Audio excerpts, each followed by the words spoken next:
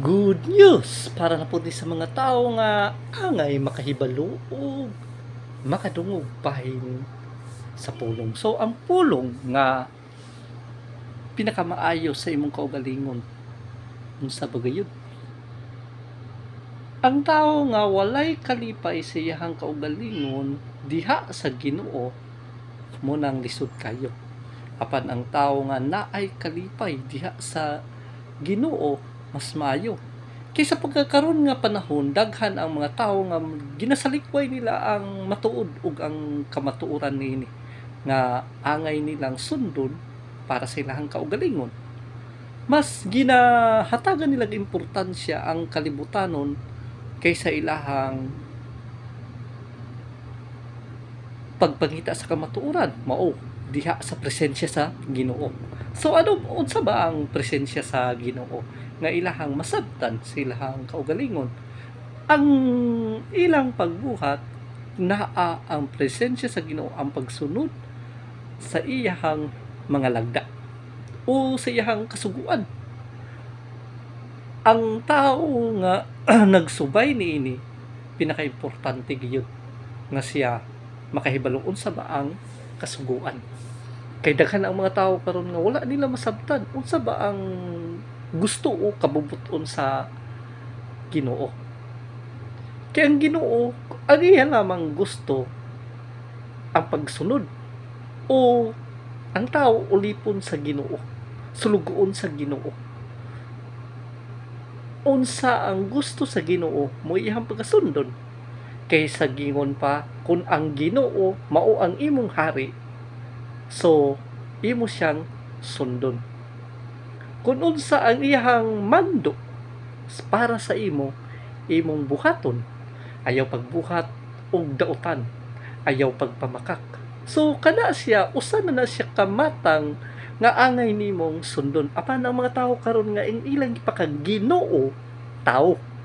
Ang ilang gipakaginoo kwarta. Nganong nagsunod-sunod man sila sa mga tao, dili ba para sa ilahang kaugalingon masabtan ka na? Kay ang ilang gipakaginoo ang tao, kay moingon ang tao nga mo ilang buhaton kini ang pagpamakat, ang pagpanglimbong o ang pagsunod sa dili na kamatuoran. Lisod para sa ilahang kaugalingon ang pagdawat nini. Ang pagsalikway niining mga daotang binuhatan o ang mga pagsunod nila sa mga tao nga limbungan o bakak o ilan ang gihimong agalon ang kwarta. So kana pa lamang dili gihapon na nila makuhaan og panabot sa ilang kaugalingon kanus pa sila makakuha og makakita niini. Sa ilang kaugalingon unsa ba ang kahayag? Unsa ba gayud ang ilang ginasubay? Sila ba sulugoon sa Ginoo o nagpakaginoo silang kaugalingon? Mao kanang wala nila makita sa ilahang kaugalingon. Daghang mga limbong karon nga tuig. Daghan ang gipakaginoo nila ang kwarta karon nga tuig. Kini nga mga tao nga ilang gisalikway ang tinuod nga Ginoo mao ang nagbuhat sa tanan. Dili sila mosunod sa kamatuoran kay tungod ang ilang kasing-kasing nahigugma sila sa kwarta. Mao kanang giingon kung mahigugma ang tawo sa kwarta mo'y tinubdan sa dautan. So ang ilang buhaton mamakak, mangilad o pagalimbungan hinuon nila mismo ang ilang kaugalingon aside sa laing tao. Mo nang dili pa gyapon nila masabtan unsa ba gayud ang insakto. Kung ikaw mismo sa imong kaugalingon makita nimo unsa ba kay ang Ginoo ang pinakasentro niini. Walay kapuslanan ang imong kinabuhi kung wa ka nagsubay diha sa Ginoo.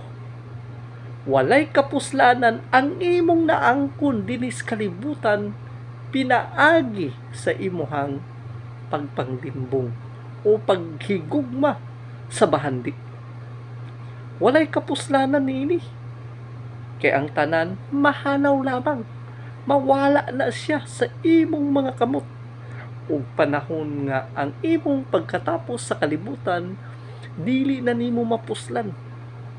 Kay ang imong lawas igabalik lamang sa yuta. Mao ka na ang mga tao karon dili nila makita unsa bagayon. Ang mga propeta nga gikan sa kaliwat ni Israel, nagpahimangno, nagatudlo, kay naggikan ka na nga mga pulong sa buhi nga Dios. Lisod para kanila. Mao ka nang giingon nga ang tao dili man nimo mahimong agalon kung ikaw ulipon ka sa Dios. Apan unsaon man nila pagkahibalo niya na. Mao ka na ang Ginoo nga nag-ingon nga ang tao kayod maningkamot. Unya ang iyang hinaguan iya lamang pagagamiton. Apan naa may pinakabililhon. Mas dako pa og importansya sa tao ang pagsunod sa kabubuton sa Dios. Lisod para kanila sa mga tao nga dili makasabot unsa bagayod ang insakto nga dalan. Mo kanang mga tao nga wala nila makuha kini nga pinakaimportante nganong nga naaman sila'y puloy-anan. Ang puloy-anan nga ilang ipabarog mo nang gingon magtutukod. Ginatukod nila o ginapatukod nila. So naay magtutukod o naay magpatukod. Nganong magpatukod man sila sa ilang balay. O nganong magtukod man siya sa iyang balay aron iyahang mapuy-an.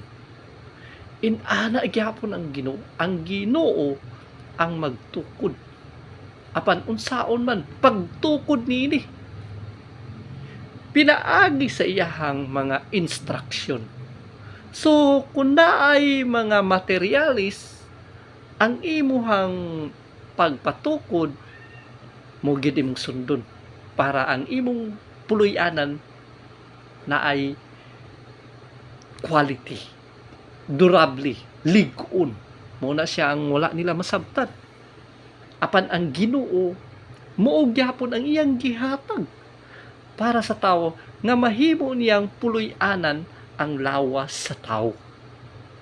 Gihatagan niya og instruction aron mahimong hingpit og lig-on ang iyang puloy-anan. Mao ka nang gingon nga ang Ginoo mao ang hari ug ang tao mo iyang pagapuy-an aron paghaharian. Mo nang gingon asa ba ang gingharian sa Dios? Wala sila makabalo sa mga tao nga wala masayon. Ang tao nga giharian na sa Dios dili na siya magpaabot sa Ginoo sa pagbalik. Kay ngano nakahibalo ang tao kung hain ang Ginoo. Apan ang tao nga muingon niini hain ang Ginoo naa sa langit. Hain man ang langit, wala masayod kun asa ang langit. Apan ang yuta iyang tumbanan. So mo nang dili nila makuhaan og mga panabot sa ilang kaugalingon. Ngano ang Ginoo magsige na siya og pahimangno sa iya lamang katawhan. Likayin ninyo kining mga matang nga limbong kay kamo pagasudlon ni anang mga tao ug pagatintalon kamo pinaagi sa kwarta. Pinaagi sa mga pulong nga dili na nagsubay sa kamatuoran. Daghan gayud ang pagasudlon niini aron sila pagaipapag. Timan-an nila ang Ginoo. Kanunay ang Ginoo gasangpit gapahimangno kanila nga likayi samtang anaay pay panahon ayaw hulati nga moabot ang paghukom. Kay mao kanang giingon nga ang kamatayon nag-atang sa matag sa tagsa katawo. Nganong nag-atang man ang kamatayon, kay gusto sa kamatayon nga pag-abot sa panahon. Gusto nga ang kangit-ngit mo'y maghari kanila. Munang dili gyapon nila makuha nga mga panabot sa ilahang kaugalingon. Unsaon man, asa ba? Unsa ba gayud ang insakto? Mga propesiya sa mga propeta natuman diha kang Kristo. Apan ang mga tao karon nga walay panabot, dili nila matukib unsa ba gayud ang gipangita sa Ginoo, ang kaliwat ni Israel. Apan ang mga tao moingon dili man mi mga Israelita, unsay gingon sa Ginoo, idugang ko kamo sa banay ni Israel. Mao po nang dili po nila makuhaan og panabot. Ang uban nga mga pagano nga nagaingon nga sila, apan unsa ba ang ilahang ginasulti? Ang mga Israelita wala na sila nagsubay. Giunsa nila paghukom sa ilang kaugalingon nga ang mga Israelita wala na pud nagsubay sa Ginoo. Muna sila nga mga tao nga limbungan ug ginasalikway nila ang kamatuoran ug ang kabalaoranan sa Ginoo. Ngano ang tao gihatagan sa Ginoo bahin sa pagkaon nga dili angay kaunon para sa imong lawas. Instruction sa Ginoo sa pagtukod sa imong kaugalingon aron ang espiritu sa Ginoo magapuyo diha sa imong kaugalingon. Ang lawas sa tao mo'y puloy anad.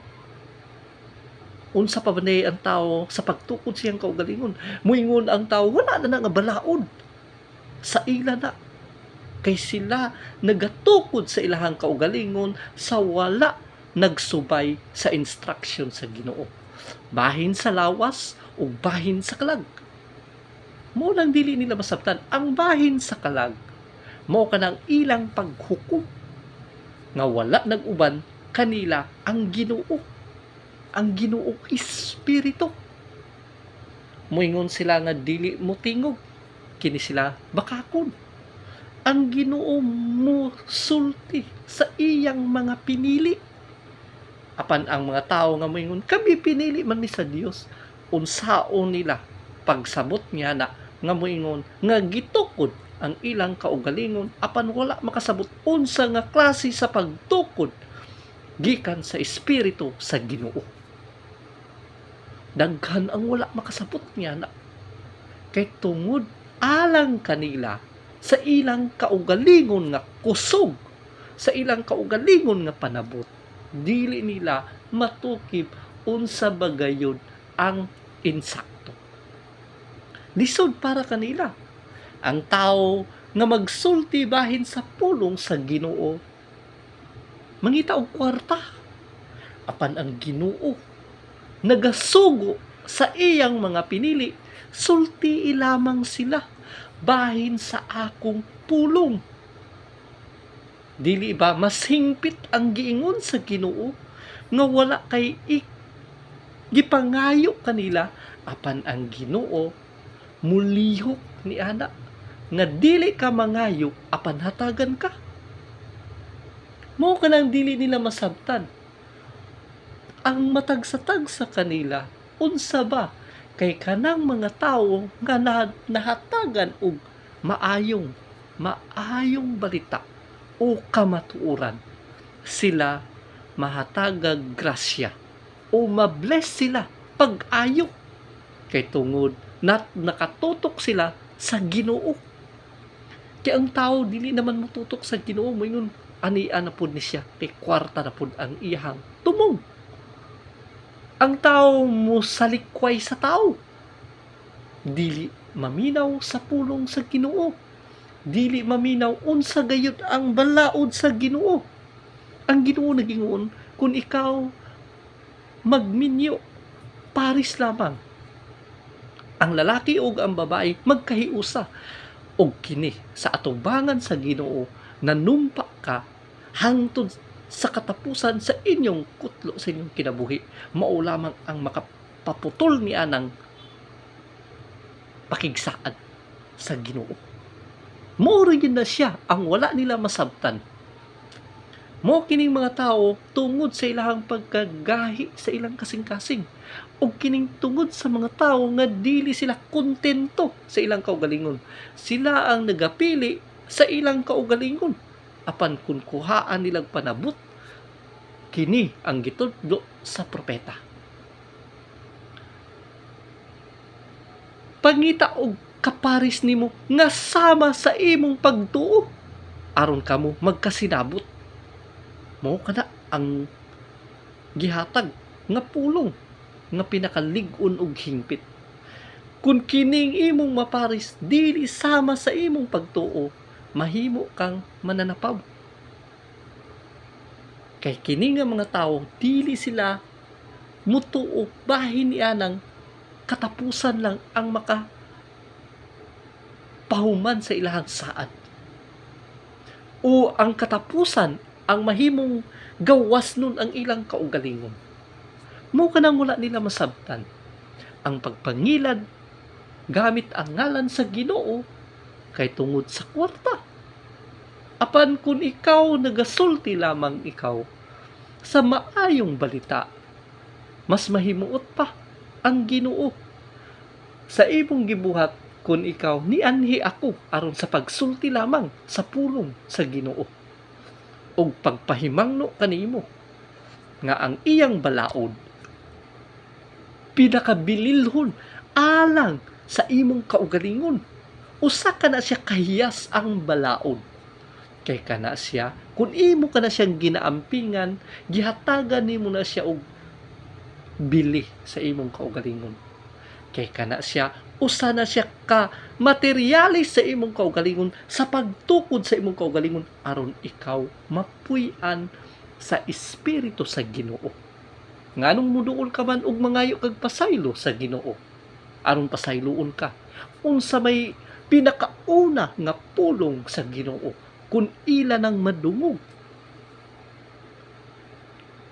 Pasayloon ko ikaw naapay giingon nga apan ayaw nagbalik sa pagpakasala. Mo ka na siya ang pinaka-importante. Ang giingon ayaw nagbalik sa pagpakasala. Nagahawid ka sa balaod para sa imong kaugalingon. Likayan nimo ang mga daotang binuhatan aron dili ka makasala sa atubangan sa Ginoo. Mao ka nang dili pagyapon nila masabtan. Kung kini nga mga tao nagatudlo nga pwede ka mga sawa og 2, 3, 4, 5 o bisan unsa pa kadaghan, kini sila nga mga tao wala gayud makasabot sa balaod sa Ginoo. O kining mga tao nga magagamit sa ilang kaugalingon nga mo kining hitsura sa Ginoo, baka kun ang matawag niya na hinulma sa tao. Dili nimo pagagamiton ang ngalan sa Ginoo. Ang tao moingon nga 2 ka buok Ginoo, kun ilang kuaan og panabot nga gihatag na daan sa propeta o gipasa-pasa sa mga propeta nga nagaingon, ang Ginoo nga inyong Dios, ang Ginoo isara. Dili 2, dili 3, dili 4, dili daghan, isara ang Ginoo. Ang Ginoo Espiritu. Ang Ginoo mao ang Dios. Mo kanang giingon ang Dios Espiritu ug ikaw magasimba sa Espiritu ug kamatuoran. Pagsabot nga na ikaw nagatawag ka lamang sa Ginoo, nagapangamuyo ka sa Ginoo, pinaagi sa kamatuoran. Unsaon nila nga makakuha sila og panabot bahin niya na? Daghan ang nawani sa dalan sa kahayag. Kay sila wala gid sila makasabot niini. Bisan maghalad ka at ubangan sa Ginoo, apan dili nimo matukib unsa bagayod ang gusto sa Ginoo. Ang iyang gusto ang pagtuman sa iyang balaod ug pagsunod niini. Walay kapuslanan ang imong mga kabtangan, ang imong katungdanan, walay kapuslanan atong sa Ginoo. Kung naa kay katungdanan kay mo kana ang imong posisyon sa imong kaugalingon, wala ka na'y pulos kung ikaw mismo nagasupak sa balaod sa Ginoo. Ikaw mismo ang nagatuis sa balaod sa Ginoo. Walay makulang niini sa iyang balaod. Kay ang imong paghigugma diha sa Ginoo mao ang pagsunod niini sa iyang balaod. Daghan nga wani karon, daghan ang nalikay o wala gyud musubay niini. Ang tanan ngano ang nasod wala madisiplina ang ilang kaugalingon kay mismo ang naay katungdanan, ang naa man diya sa palibot, dili musubay sa balaod mismo sa Ginoo. Wala sila'y kahadlok. Ang pagkahadlok niini mao ang pagsubay niini. Og kini ikaw sa imong kaugalingon kung gibutang ka diha sa Ginoo nga ingon nga imo siyang sundon, kay mo ingon, so help me God. O moingon ka sa imong kaugalingon, Ginoo, giyahi ako sa akong pagabuhaton. So, kinahanglan ang imong itudlo ug ang paggiyan nila nga dili sila maglakaw sa kangitngit. Dili sila mahimong mananapaw. Dili sila mahimong bakakon. Dili sila mahimong mangingilad. Dili sila mahimong daotan ang ilang binuhatan. Dili ba malipay ang Ginoo sa nasod? Ang tao karon dili nila makuha unsa bagayon. Kung ang ilang kaugalingon naglakaw lamang sa kultura sa Ginoo nga ang lalaki o ang babae mao lamang ang gender. Ang lalaki o ang babae magkaparis lamang ug wala nay madugang niini. Mo kanang wala nila gihatagag bili sa ilahang kaugalingon. Kay tungod wala nila gimatuto sa diha nga gagmay pa ang mga bata. Mo kanang dili nila masabtan sa ilang kaugalingon. Gitudloan nila kung unsa bagayud ang paglakaw sa kalibutan nga dili na pinasubay sa Ginoo. Kinsa man ang nagatudlo niya na mao kanang mga tao nga wala gayud nagsubay sa Ginoo. Unsaon man nga masabtan nila sa ilang kaugalingon, pastor moingon sa iyang kaugalingon nga bayran nako ug ikaw makiglambigit ka sa ako pakigtalik. Dili man na siya patawag og pastor, siya matawag og manunukog sa iyang kaugalingon. Kung ana may pastor nga moingon pud siyang kaugalingon nga ikaw ang imong kaugalingon, imo ka nang ihalad ngiri ka nako, dili ka na mao. Ang tinuod nga mugiya kanila kung ang Ginoo hatagan ka og kaparis, buhata hangtod sa katapusan. Ug ang katapusan mao ang makaputol sa inyong pakigsaad ug mahimo kang gawas nun yana. Kamong duha magtinabangay. Mao kana siya ang pinaka-importante. Ang balaod sa Ginoo mao gayud ang pagsubay niini para sa tao aron makahibalo siya unsa nga klase nga magtutukod ang iyang kaugalingon o giunsa pagtukod ang iyang kaugalingon. Mao kanang pinaka-importante sa tao. Apan unsaon man nga dili man nila makuha ang dalan paingon diha sa Ginoo. Mo nang dili nila sa prepare the way of the Lord. Kinsa man ang mag-andam sa iyang dalan sa Ginoo. Mo kining wala pa masabtan sa tao. Ikaw ang mag-andam niini aron ang Ginoo sa diha nga ikaw pagapuy-an niya. Sa diha nga ikaw madawat ang imong kaugalingon sa kapasayloan ug kini mahimo kang gawas nun. prepare the way of the Lord. Ang imong pag-andam sa dalan ang pagpangayo ug pasaylo diha sa Ginoo, aron ang Ginoo muanha diha kanimo. Mao na siya ang pasabot sa iyang pag-anha kanimo. Daghan ang wala gayon masayod niya na sa diha nga muanha ang Ginoo kay imong giandam ang iyang dalan sa pagpangayo nimo sa imong sa imuhang mga sala aron ikaw mapasaylo niini. Mo kanang giingon nga madawat nimo ang balaang espiritu og ingon nga ikaw gipasaylo ka sa imong mga sala. Dili tao ang makapasaylo kundi ang espiritu sa Ginoo.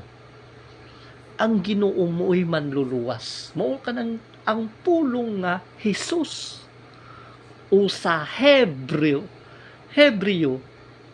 Yahshua. Ang ilang mabasa dito sa ilang sinulat nga pag-translate is Joshua. Ang sa Hebreo is Yahshua. God is my salvation. Ang Dios mo'y manluluwas. So unsaon man dili nila na makuha nga mga panabot sa ilahang kaugalingon. Kay tungod taphaw lamang ang ilang kahibalo. So unsaon man nga makakuha sila ug makatukib sila niana. Kung ikaw nagahatag ka sa imong kaugalingon nga ingon nga halad, buhi nga halad, ang buhi nga halad mo kana ang imuhang pagsunod sa Ginoo. Gitugyan nimo imong kaugalingon nga ang imong pagabuhaton alang lamang sa Ginoo nga mga lagda ug mga sugo.